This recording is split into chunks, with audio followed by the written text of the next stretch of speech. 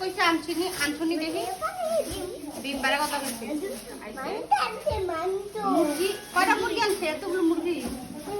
দুইটা মুরগি আনছে তাই ওকে নাহিদ শুনো